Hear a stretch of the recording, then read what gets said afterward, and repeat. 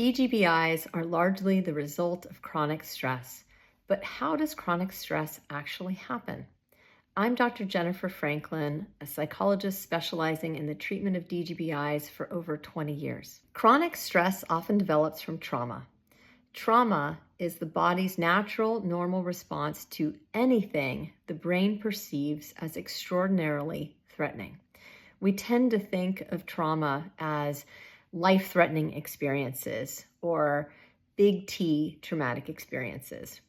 Big T traumatic experiences are those kinds of things that I don't even want to mention right now because they're deeply unsettling to think about, let alone experience. But trauma can also be little t experiences, meaning anything that happens too fast, too soon, or is just too much to process at that moment in time.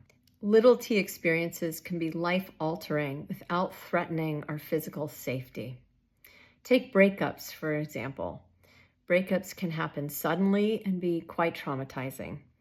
They can involve, change in home or the loss of a pet or sharing of a child. And that can be very, very threatening and obviously life-altering and therefore little t traumatic. How your conscious thinking brain makes sense of your life's experiences is not necessarily consistent with how your nervous system actually experiences them. This is what makes trauma so difficult to recognize and address sometimes. Trauma does to the brain and body what stress does, but in an even more intense way.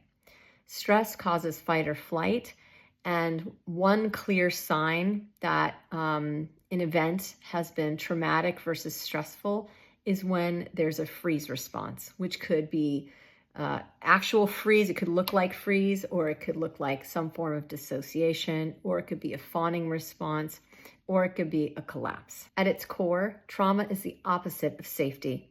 It floods the brain and body with intense, unpleasant sensations that can make it hard to return to a calm and balanced state. Often, especially if the trauma happened in childhood, the brain and body get stuck in that heightened stress response.